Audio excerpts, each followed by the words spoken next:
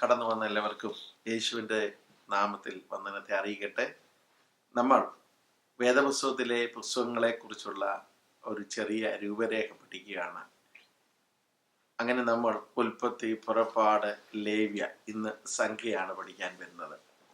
ചെറുപ്രായത്തിൽ ഈ വചനം പഠിപ്പാനായിട്ട് ആഗ്രഹിച്ച സമയത്ത് വചനം പഠിപ്പിച്ച ആൾക്കാരൊക്കെയും വളരെ അറിവുള്ളതിനാൽ അവർ വളരെ അവരുടെ പാണ്ഡിത്യം അനുസരിച്ച് പറഞ്ഞു പഠിപ്പിച്ചുകൊണ്ടിരുന്നു. അത് ഗ്രഹിക്കാൻ തക്കവണ്ണം അന്ന് എനിക്കത് പ്രാപ്തിയില്ലായിരുന്നു. എനിക്ക് മാത്രമല്ല, അനേകർക്ക്. എൻ്റെ ശുശ്രൂഷയിൽ ഒരിക്കൽ ഒരു സഹോദരി സ്നാനപ്പെടുത്തുവാനിടയായിത്തീർന്നു. വളരെ ക്വാളിഫൈഡ് ആയിട്ടുള്ള ആ സഹോദരി പലപ്പോഴും പരാതി പറഞ്ഞു, പാസ്റ്റർ, നിങ്ങൾ പറയുന്ന വചനം എനിക്ക് വേണ്ടവണ്ണം മനസ്സിലാകുന്നില്ല. ഒരു ഉപദേശി എന്ന നിലയിൽ ഞാൻ വേദപുസ്തകത്തിലെ അവിടെ ചിതറിക്കിടക്കുന്ന ഭാഗങ്ങളെ റാൻഡം തോട്ട്സ് ആയിട്ട് എടുത്ത് പറയുന്നത് ഗ്രഹിപ്പാൻ കഴിയാത്തതിൻ്റെ കാരണം എന്താ? അങ്ങനെ ഇരിക്കുമ്പോഴാണ് അവർ ഒരു ദിവസം വളരെ ആവശ്യത്തോട് ഓടി വരുന്നു. വൈഫ് പറഞ്ഞു, അവർ വരുന്നുണ്ടല്ലോ. പെട്ടെന്ന് കഥ തുറന്നു, പാസ്റ്ററെ, ഇന്ന് ഞാനൊരു സ്ഥലത്ത് പോയി, അവിടെ വെച്ച് നടന്ന വചന സ്റ്റഡി അല്ലെങ്കിൽ വചന പഠനം എനിക്ക് വളരെ കണ്ണൊക്കെ നിറഞ്ഞ് ആ പെൺകുട്ടി അത് ഓർക്കുമ്പോൾ എനിക്ക് സങ്കടം വരുന്നു. ഞാൻ ശ്രദ്ധിച്ചപ്പോൾ രൂത്തിനെ കുറിച്ചാണ് ഈ സഹോദരി പറയുന്നത്. അന്ന് എനിക്ക് മനസ്സിലായി, അവർ വളരെ ലോകപ്രകാരം വളരെ വിദ്യാഭ്യാസമുണ്ടെങ്കിലും വചനം അവർ ചെറുപ്രായം മുതൽ സൺഡേ സ്കൂളോ വചനത്തെക്കുറിച്ചൊന്നും വലിയ ഗ്രാഹ്യമില്ല. പക്ഷെ അവരെ രക്ഷയ്ക്ക് ജ്ഞാനിയാക്കുന്ന വചനം പഠിച്ചു, ദൈവകൽപ്പന അനുസരിച്ചു. പക്ഷേ ഈ വചനത്തിൻ്റെ മാർമീയ വചനങ്ങളെ മനസ്സിലാക്കുവാൻ വളരെ പ്രയാസപ്പെടുന്നതായി എനിക്ക് മനസ്സിലാക്കി. അന്ന് മുതലാണ് എനിക്ക് നമ്മൾ മലയാളികളായ നമ്മളിൽ പ്രത്യേകിച്ച് പാസ്റ്റർമാർ ഫോളോ ചെയ്യുന്ന മെത്തേഡൊക്കെ ഇന്ന് മാറ്റി സാധാരണക്കാരെ പോലെ അവർക്ക് വേണ്ടി സംസാരിക്കാനായിട്ടും അങ്ങനെയുള്ള ശുശ്രൂഷകളിലേക്ക് പോയി. അതിനെ എതിർക്കുന്നവരും പരിഹസിക്കുന്നവരും കാണാം. പക്ഷെ എൻ്റെ വിഷയം അതല്ല, ഇതിനൊന്ന് മനസ്സിലാക്കണം. അങ്ങനെ പല പഠന ക്ലാസ്സുകൾ സംഘടിപ്പിച്ചിട്ടുണ്ട്. എന്നാൽ ഇപ്പം എനിക്ക് സന്തോഷം തോന്നി, ബൈബിൾ പ്രോജക്റ്റുകാർ ചെയ്തിരിക്കുന്ന ആ പ്രോജക്റ്റ് വളരെ നന്നായിട്ടുണ്ട്. ലളിതമായി, വളരെ ഭംഗിയായി അതിനെ പോർട്രേറ്റ് ചെയ്ത് കാണിക്കുന്ന ഈ വചന പഠന ക്ലാസ് നമ്മുടെ ഹൃദയത്തിൽ അത് ഉല്ലേഖനം ചെയ്യുമെന്നുള്ള വലിയ താല്പര്യം അല്ലെങ്കിൽ എനിക്കൊരു വിശ്വാസം വന്നു. ആ വിശ്വാസത്തിൻ്റെ പേരിലാണ് ഇങ്ങനെ കാര്യങ്ങൾ ചെയ്യുന്നത്. അതുകൊണ്ട് അവരുടെ ആ പ്രോജക്റ്റ് പറഞ്ഞു കൊടുത്ത് അതിനോട് ചേർന്ന് വചനത്തിൻ്റെ അല്ലെങ്കിൽ ഓരോ ബുക്കുകളെ പൊട്ടിയിട്ടുള്ള ഒരു ഐഡിയ കൊടുത്താൽ പിന്നുള്ള കാലങ്ങളിൽ ഈ പുസ്തകങ്ങൾ വായിക്കുമ്പോൾ അത് ഹൃദയത്തിൽ പതിയും. അതിനാണ് ഈ രീതിയിലുള്ളൊരു ക്ലാസ് ഞങ്ങൾ സംവിധാനം ചെയ്തത്. എന്നെ സഹായിക്കുന്ന ആൾക്കാരുണ്ട്, അവരെയൊക്കെ ഓർത്ത് ദൈവത്തെ സ്തുതിക്കുന്നു. വളരെ ശ്രദ്ധിക്കുക. ഈ സംഖ്യാപുസ്തകത്തിൻ്റെ പേര് വരാൻ കാര്യം സംഖ്യ എന്നുള്ളതാണ്. എന്നാൽ ഈ പുസ്തകത്തിന് വളരെ വ്യത്യസ്തമായ പേരുകൾ ആൾക്കാർ കൊടുക്കാറുണ്ട്. ചരിത്രത്തെ കിടപ്പുണ്ട്. അതിനെക്കുറിച്ച് നോക്കുമ്പോൾ പ്രയാണങ്ങളുടെ പുസ്തകം, പിറുപിറുപ്പുകളുടെ പുസ്തകം, മോശയുടെ 4-ാം പുസ്തകം, മരുഭൂമി എന്നൊക്കെ ഇതിന് പേര് കൊടുക്കുന്നു. അങ്ങനെ ഒരു 40 വർഷത്തെ സംഭവങ്ങളെ ക്രോഡീകരിച്ചുകൊണ്ട് മോശയാൽ എഴുതപ്പെട്ട ഈ പുസ്തകം വളരെ പ്രാധാന്യം അർഹിക്കുന്നുണ്ട്. മുമ്പേ സൂചിപ്പിച്ചതുപോലെ പ്രയാണങ്ങളുടെ പുസ്തകം, പിറുപിറുപ്പുകളുടെ പുസ്തകം, 4-ാം പുസ്തകം, മരുഭൂമിയിൽ കൂടെയുള്ളത് എന്നൊക്കെയുണ്ട്. ഇതിൻ്റെ ആദ്യ ഭാഗങ്ങളിൽ ഞാൻ മുൻപ് ഓർപ്പിച്ചതുപോലെ ഒരു ഗോത്രത്തിൽ അല്ലെങ്കിൽ ഒരു കുടുംബത്തിൽ ഒതുങ്ങി നിന്ന ആ ദൈവപ്രവൃത്തി അവരെ ദൈവം വളർത്തി ഒരു സമൂഹമാക്കി, ഒരു രാജ്യമാക്കി അവരെ, ഇല്ലെങ്കിൽ ഒരു രാഷ്ട്രമാക്കി അവരെ മാറ്റി. ഒരു കുടുംബത്തിൽ തുടങ്ങിയതാണ്. അന്ന് അബ്രഹാം ആ കുടുംബത്തിലെ പുരോഹിതനും ലീഡറും എല്ലാമായിരുന്നു. അതുപോലെ തന്നെ ഇസഹാക്ക്, യാക്കോബും ഒരു 74 കുടുംബങ്ങൾ അല്ലെങ്കിൽ 74 മെമ്പേഴ്സ് അല്ലെങ്കിൽ 74 കുടുംബമായി വരുന്നു. അത് വർദ്ധിച്ച് അനവധിയായി വന്ന് ഇപ്പോൾ അവരൊരു വലിയ രാഷ്ട്രമായി മാറി. ആ രാഷ്ട്രത്തിന് വേണ്ടുന്ന നിയമങ്ങളും ആ നിയമങ്ങളുടെ സാമൂഹ്യവും അല്ലെങ്കിൽ ആത്മീയവും സാമൂഹ്യവുമായെന്ന പല കാര്യങ്ങളും അത് വ്യക്തമായ നിയമങ്ങളിൽ കൂടെ കൊടുക്കുക എന്നുള്ളത് ദൈവത്തിൻ്റെ ഒരു പ്ലാനോടായിരുന്നു. മാത്രമല്ല 10 കൽപ്പന കിട്ടിയപ്പോൾ അത് നഷ്ടപ്പെടുത്തിയില്ലായിരുന്നെങ്കിൽ, ഉടച്ചു കളഞ്ഞില്ലായിരുന്നെങ്കിൽ പക്ഷെ അതിനോടുകൂടി ആ കൽപ്പന 10 നിൽക്കുമായിരുന്നു. എന്നാൽ അതിനുശേഷം നമുക്കറിയാം, വീണ്ടും കൽപ്പന കൊടുക്കുന്നു, വീണ്ടും പല നിയമങ്ങൾ അവർക്ക് ലഭിക്കുന്നതായി കാണുവാനായിട്ട് സാധിക്കുന്നുണ്ട്. അതിൽ പലതും സാമൂഹിക നിയമങ്ങളൊക്കെ. അപ്പോൾ ഇതെല്ലാം ക്രോഡീകരിച്ചുകൊണ്ടാണ് ഈ സംഖ്യാപുസ്തകം പോകുന്നത്. അതിനെ 2-3 ഭാഗങ്ങളായി തിരിക്കുമ്പോൾ നമുക്കറിയാം, മോശയുടെ നേരെ, നേതൃത്വത്തിന് നേരെ ജനം വഴക്കുണ്ടാക്കുന്നത്, എന്ത് കുടിക്കും എന്ത് കഴിക്കും എന്നുള്ള അവരുടെ വലിയ വിഷയങ്ങൾ, ദുരാഗ്രഹികളായിട്ട് അവർക്ക് ലഭിച്ച ആ അനുഗ്രഹം പോരാ, അവരുടെ പഴയ ജീവിതത്തിലേക്ക് മടങ്ങിപ്പോകുവാൻ വേണ്ടി അവരൊരു പുതിയ നേതൃത്വത്തെ ഉണ്ടാക്കി മോശയ്ക്കും അഹരോനെതിരെ മത്സരിക്കുന്നത്. ഇങ്ങനെ അനേക കാര്യങ്ങൾ, വേദപുസ്തകത്തിലെ സംഭവങ്ങൾ ഈ പുസ്തകത്തിൽ കിടപ്പുണ്ട്. പാപത്തിന്റെ ഗൗരവം വിശ്വാസികൾക്ക് ബോധ്യപ്പെടുത്തുന്നതിനായി പുതിയ നിയമത്തിൽ സംഖ്യാപുസ്തകത്തെ ധാരാളമായി ഉദ്ധരിച്ചിട്ടുണ്ട്. യോഹന്നാന്റെ സുവിശേഷത്തിലുണ്ട്. അതുപോലെ തന്നെ വെളിപ്പാട് വരെ കിടപ്പുണ്ട്. വെളിപ്പാട് 2:14 വരെ. എവിടെ പാപം, ദൈവത്തോടുള്ള മത്സരം, ഫെറുവെറുപ്പ് ഉണ്ടോ, അവിടെയെല്ലാം തന്നെ കോട്ട് ചെയ്യുന്ന വേദഭാഗം കൂടെയാണ് സംഖ്യാപുസ്തകത്തിലെ ഭാഗങ്ങൾ. അത്ര ശക്തമായി നിൽക്കുന്നു. അനേക കാര്യങ്ങൾ മനസ്സിലാക്കുന്നുണ്ട്. ആദ്യത്തെ കണക്കെടുപ്പില്ലെങ്കിൽ സംഖ്യാപുസ്തകത്തിൽ തുടങ്ങുന്നു, എന്നാൽ അവസാനം ഒരു രണ്ടാമത്തെ ഒരു കണക്കെടുപ്പ് നടക്കുന്നുണ്ട്. ആദ്യത്തെ കണക്കെടുപ്പിലുള്ളവർ മരുഭൂമിയിൽ പട്ടുപോകുന്നു. രണ്ടാമതൊരു പുതിയ ഒരു കണക്കെടുപ്പ് എടുക്കുന്നു. അതിൽ കൂടെ ഉള്ളവർ കനാനിൽ പ്രവേശിക്കുന്നു. ഇങ്ങനെയൊക്കെയുള്ള ഹൃദയ ദ്രവീകരണമാകുന്ന പല കാര്യങ്ങളും ഈ പുസ്തകത്തിൻ്റെ ഉള്ളടക്കമാണ്.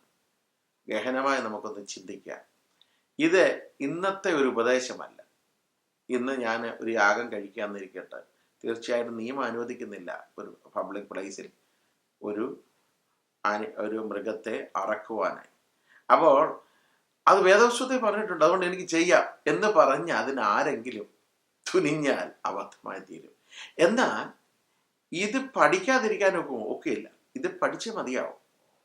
ഇതിൻ്റെ അകത്തെ ആശയം എന്താ അന്ന്, അത് പുതിയ നിയമത്തിൽ അതെങ്ങനെ ബന്ധപ്പെട്ടിരിക്കുന്നു, അത് ഞാനുമായിട്ട് ഇതിനുള്ള ബന്ധം എന്നാ എന്നുള്ള കാര്യങ്ങളാണ് നമ്മൾ പ്രത്യേകം പഴയ നിയമം പഠിക്കാൻ മനസ്സിലാക്കേണ്ടത്. അതുകൊണ്ടാണ് അനേകർക്ക് തെറ്റ് പറ്റാറുള്ളത്. കാര്യം നിയമങ്ങൾ അത് പഴയ നിയമത്തിലെ പല കാര്യങ്ങൾ നിഴലുകളായിരുന്നു. എന്ന പൊരുളായി കർത്താവായി യേശു ക്രിസ്തുവിൻ്റെ യാഗം വന്നപ്പോൾ പഴയ നിയമത്തിലെ യാഗമല്ല, പുതിയ നിയമത്തിൽ ഒരിക്കലായി ക്രിസ്തു നമുക്കായി നമ്മുടെ പാപത്തിൻ്റെ പരിഹാരത്തിന് യാഗമായി തീർന്നു. അതിൽ വിശ്വസിക്കണം. അതാണ്. ഇനി ഇത് ശ്രദ്ധിച്ച് കഴിയാമെങ്കിൽ വളരെ കാര്യങ്ങൾ മനസ്സിലാക്കുവാനായിട്ട് സാധിക്കും. The Book of Numbers. This fourth book of the Bible carries forward the story of Israel after their exodus from slavery in Egypt. God had brought them to Mount Sinai, and he entered into a covenant with them there. And despite Israel's rebellion, God had graciously provided a way for Israel to live near his holy presence in the tabernacle. So the book of Numbers begins as Israel wraps up their 1-year stay at Mount Sinai, and they head out into the wilderness on their way to the land that God promised Abraham. Now, the book's storyline is designed according to the stages of their journey. So the first section begins at Mount Sinai, but then they set out and travel to the wilderness of Paran.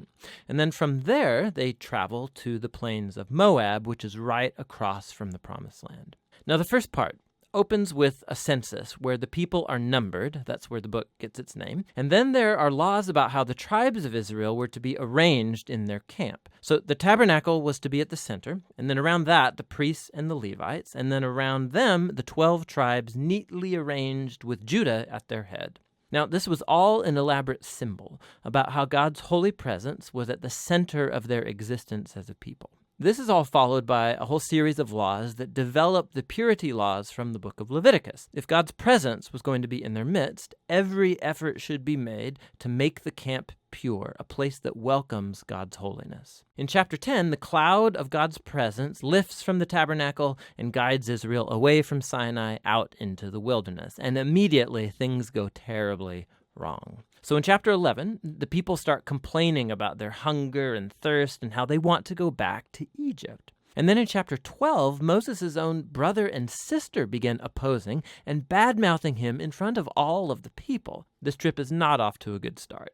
The next section begins as the Israelites arrive in the desert of Paran, about halfway to the Promised Land. And God tells Moses to send out the 12 spies, one for each tribe, so they can scout out the Promised Land. So when the spies all return, 10 of them say that there is no chance Israel can survive there because the Canaanites will destroy them. But there are 2 spies, Caleb and Joshua, who say that God can save them.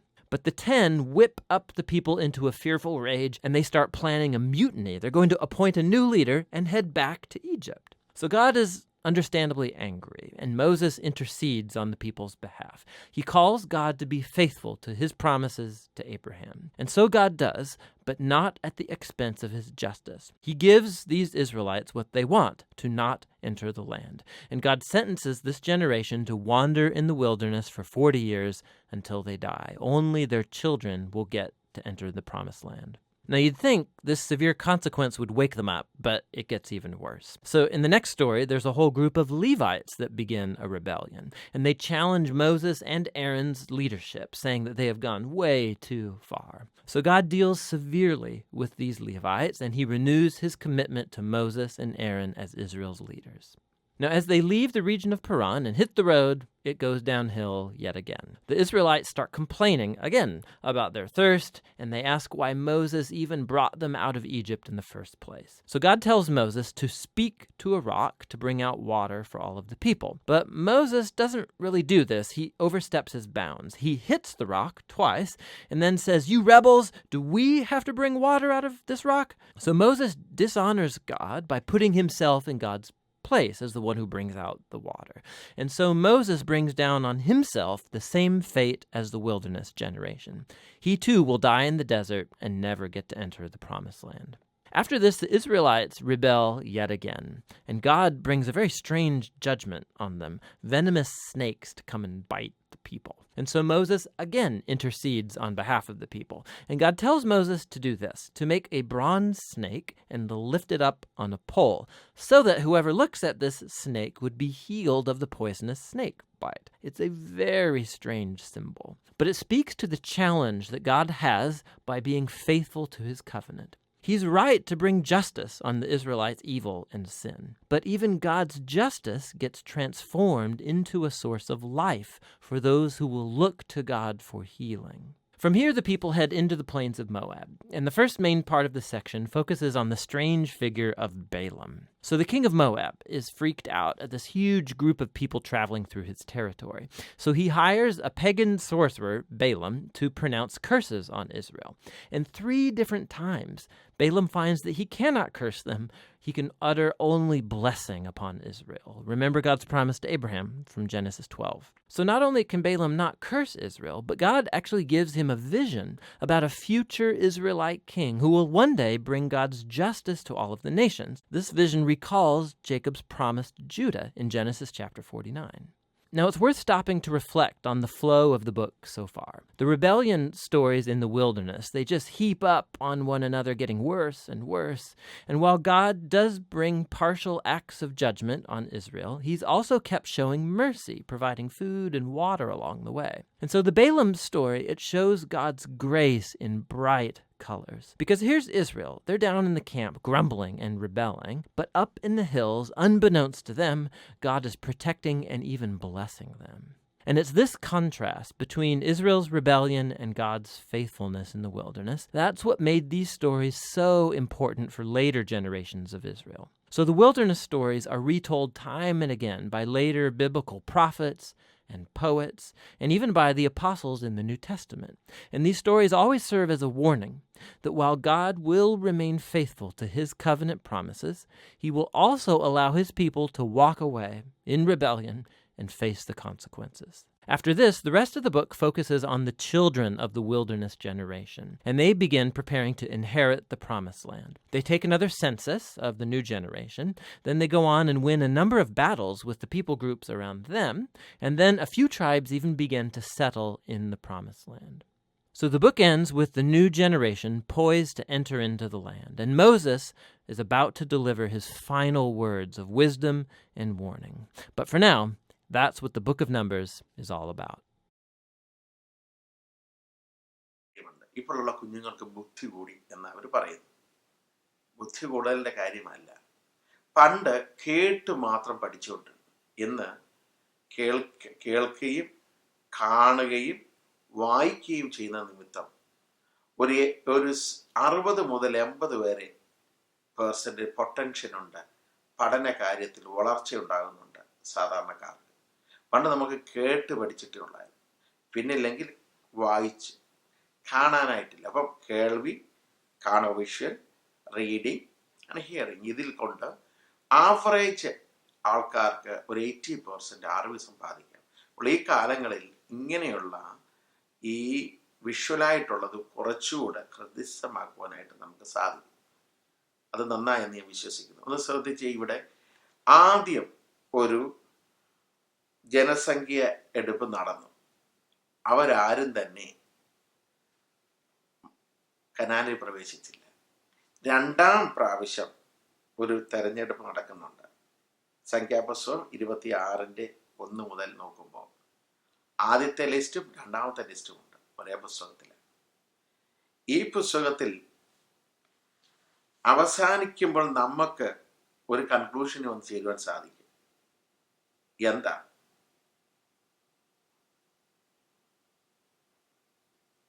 അതിൻ്റെ ചില കാര്യങ്ങൾ, കാദേശിൽ വെച്ച് വാഗ്ദത്ത നാട്ടിൽ പ്രവേശിക്കുന്നത് നിരസിച്ചത് കുറെ ആൾക്കാർ. അവരാണല്ലോ ആ ഒന്നാമത്തെ ജനസംഖ്യ എടുപ്പിലുണ്ടായിരുന്നത്. പിന്നെ മോശയുടെ പരാജയം അവിടെ പറയുന്നുണ്ട്, വിഗ്രഹാരാധന അവിടെ പറയുന്നുണ്ട്. എന്നിട്ട് ദൈവം അവരോടുള്ള ഉടമ്പടിയിൽ നിന്ന് ദൈവം മാറിയില്ല. സ്നേഹിക്കുന്ന, ക്ഷമിക്കുന്ന, പാപങ്ങളെ പരിഹാരം തരുന്ന ഒരു കർത്താവിനെയാണ് യേശു കർത്താവ്, ദൈവം എന്നുള്ള കാര്യം മനസ്സിലാക്കണം. പിന്നെ ഈ പുസ്തകത്തെ 3 ഈ കണ്ടതിന്റെ വെളിച്ചത്തിൽ തിരിച്ചാൽ, 1 അനുസരണം, അവരെല്ലാം അനുസരിച്ച് പുറപ്പെട്ടു. 2 അനുസരണക്കേട്, അനുസരിച്ചവര് ദൈവത്തെ അനുസരിച്ച് വിശ്വസിച്ചിറങ്ങിയവർ അനുസരണക്കേട് ചെയ്തു. ഒരുപക്ഷെ നമുക്ക് ഇങ്ങനെ പറയാം, പക്ഷെ അവരുടെ ആ സാഹചര്യം, മരുഭൂമിയിലെ അവർക്ക് വിശ്വസിപ്പാൻ കഴിയാതെ വന്നതും അവിടെ പ്രത്യാശ നഷ്ടപ്പെട്ടതും മാനുഷ്യമായിട്ടൊക്കെ ചിന്തിച്ചാൽ അത് ശരിയാണ്. പക്ഷെ അങ്ങനെ പ്രത്യാശ നഷ്ടപ്പെട്ടു, അനുസരണക്കേട് അവർ ചെയ്തു, ദൈവത്തിന് വിരോധമായി, ദൈവപ്രവൃത്തിക്ക് വിരോധമായി. എന്നിട്ട് ഒരു പുതുക്കപ്പെട്ട അനുസരണത്തോടുകൂടി വീണ്ടും ഒരു പുതുക്കപ്പെടുന്നു. 1-ാം അധ്യായമൊക്കെ തുടങ്ങുമ്പോൾ വളരെ സന്തോഷത്തോടു കൂടി ആ ജനസംഖ്യ എടുപ്പൊക്കെ എന്ന് പറയുന്നത് വളരെ പ്രാധാന്യമുണ്ട്. എന്നാൽ പഠിതാക്കൾക്ക് അവസാനത്ത് വരുമ്പോൾ 2-ാം ജനസംഖ്യ എടുപ്പെന്നൊക്കെ പറയുമ്പോൾ ദൈവമേ എത്ര 1000 മരുഭൂമിയിൽ പെട്ടുപോയി. നല്ലൊരു പാഠം തരുന്നുണ്ട്. കാരണം നല്ല തുടക്കം മാത്രം പോരാ, നല്ലൊരു ഒടുക്കം കൂടെ നമുക്ക് വേണം. ആരംഭശൂലത്വം എന്നൊക്കെ പറയുന്ന പോലെ ആദ്യകാലം വളരെ ഉഷാറാണ്, വളരെ കാര്യം ചെയ്യണം, തീരുമാനങ്ങൾ പലപ്പോഴും അനേക നല്ല കാര്യങ്ങൾക്ക് വേണ്ടി നാം ഒക്കെ ചെയ്യണം, ചെയ്തേ പറ്റൂ. കാര്യം അതിന് ചെയ്യാതിരിക്കാൻ ഒക്കില്ല. അതാണ് നമ്മുടെ എല്ലാം, ഭൂമിയിലുള്ള മനുഷ്യരുടെ എല്ലാം പ്രശ്നമാണ്. എത്രയോ നല്ല കാര്യങ്ങൾ ചെയ്യണം. അങ്ങനെയുള്ള തീരുമാനത്തിലാണ് പല കാര്യങ്ങളും നാം എല്ലാം അതാ ചെയ്യുന്നത്. പക്ഷേ പരാജയം എന്ന് പറയുന്നതല്ല, ഒരു കണക്കിന് പരാജയം എന്ന് പറയുന്നതിനെക്കാട്ടിലും നല്ലത്. പരാജയം എന്ന് പറയുന്നത് അതിൻ്റെ എൻ്റെ റിസൾട്ടാണ്. നമ്മൾ പറയുന്ന കാര്യം പരാജയമായിപ്പോയി, എല്ലാം പാളിപ്പോയി, നടന്നില്ല. പക്ഷെ നടക്കാഞ്ഞതല്ല, നമുക്ക് പിടിച്ചു നിൽക്കാൻ കഴിഞ്ഞില്ല എന്നുള്ളത്. നമുക്ക് ആ കാര്യം ചുമതലയേറ്റത്, നമ്മളെടുത്ത തീരുമാനം, അത് അവസാനത്തോളം പിടിച്ചു നിൽക്കാൻ കഴിഞ്ഞില്ല. അവിടെയാ പരാജയം വന്നത്. സംഖ്യാപുസ്തകം നന്നായിട്ട് തന്നിട്ടുണ്ട്, നല്ലൊരു കണക്ക് തന്നിട്ടുണ്ട്. ഒരാളിന്റെ കഥയല്ല സംഖ്യാപുസ്തകം, ഒരു കുടുംബത്തിന്റെ അല്ല. ഒരു കുടുംബത്തിന്റെ ആയിരുന്നെങ്കിൽ ഉൽപ്പത്തി പോയാൽ മതിയായിരുന്നു. ഒരു ചെറിയ സമൂഹത്തിന്റെ ആണെങ്കിൽ പുറപ്പാടി പോയാൽ മതിയായിരുന്നു. എന്നാൽ സംഖ്യയിൽ വരുമ്പോൾ ഒരു രാജ്യത്തിന്റെ, ഒരു വലിയ കൂട്ടത്തിന്റെ പതനമാണ്. അവിടെയുള്ള പ്രശ്നങ്ങളെല്ലാം തന്നെ വലിയ വലിയ പ്രശ്നങ്ങളാണ്. മരുഭൂമിയിൽ അഗ്നിസർപ്പങ്ങൾ ഒരു കൂട്ടത്തെയാണ് നശിപ്പിച്ചു കളഞ്ഞത്. പെട്ടെന്നുണ്ടാകുന്ന ഒരു ബാധ ഒരു ജനത്തെയാണ് നശിപ്പിച്ചു കളഞ്ഞത്. ഒരു മോശയോടും അഹരോനിനോടുമുള്ള ആ ലീഡർഷിപ്പിന്റെ വേണ്ട എന്ന് പറഞ്ഞപ്പോൾ ഒരു ഗ്രൂപ്പ് ഓഫ് പീപ്പിൾ, അവരൊക്കെ വലിയ വലിയ ആൾക്കാരായിരുന്നു. അതുകൊണ്ട് ഒരാളിന്റെ പരാജയമല്ല സംഖ്യാപുസ്തകത്തിൽ, ഒരു കോർപ്പറേറ്റ് ആയിട്ട് അനോയിന്റിങ് എന്ന് പറയുന്ന പോലെ ഒരു കൂട്ടത്തിന്റെ പരാജയത്തെ കുറിച്ചാണ് കാണുന്നത്. അപ്പോൾ നമുക്ക് വലിയൊരു പാഠം അവിടെയും തരുന്നുണ്ട്. നാം നിൽക്കുന്നത് റോങ്ങായ ക്രൗഡിലാണെങ്കിൽ ആ ക്രൗഡിന് വരുന്ന പ്രയാസം നമുക്കും പ്രയാസമായി തീരും. നല്ലൊരു പുതിയ ഗ്രൂപ്പിനെ നോക്കുക.